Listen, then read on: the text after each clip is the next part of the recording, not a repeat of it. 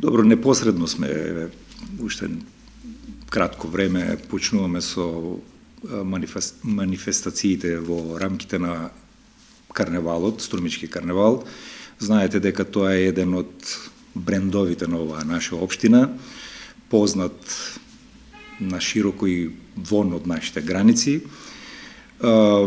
Ние ми се чини дека цела општина, сите граѓани во Струмица имаме посебни чувства кон оваа манифестација. Таа е манифестација со долга традиција.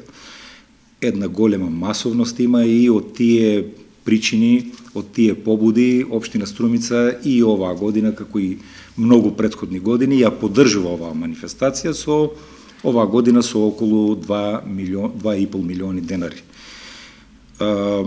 Очекувам дека оваа манифестација и оваа година ќе биде исто толку убава на ниво или дури би сакал да биде и уште побогата од минатата година, која што по моје мислење е едно од поуспешните години. Очекувам дека многу туристи ќе ја посетат нашата општина во тој период. Тоа имаме некои показатели од минатата година.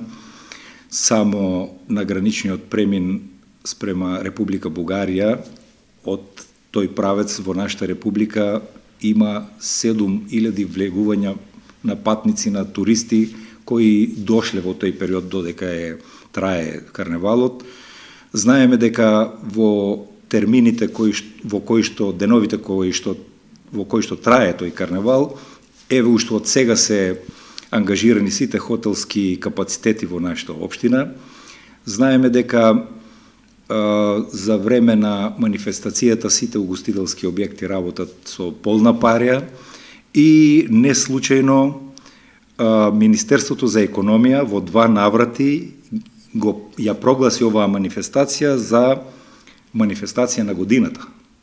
Министерството за економија сигурно таа награда или тоа признание го дава врз основа на некои податоци кои тие ги следат во согласно пријавите од Управата за јавни приходи и другите пријави од доходи кои што ги имаат овие угостителски туристички објекти, така да тоа ни дава за право дека има доста добар и економски бенефит нашата општина од оваа манифестација.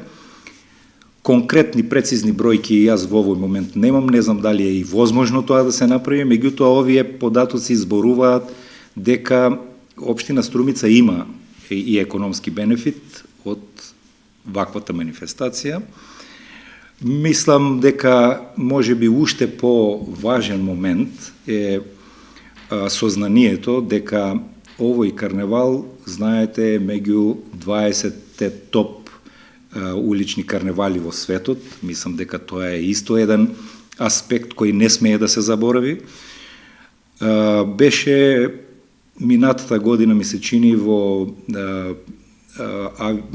авиоагенцијата Адрија беше прогласена меѓу 7-те топ дестинации, зимски дестинации кои што не треба да се посетат, така да тие се дополнително некои мотиви кои што ни даваат за право дека оваа манифестација вреди да се поддржува, дека вреди да се негува и дека таа традиција треба да продолжи.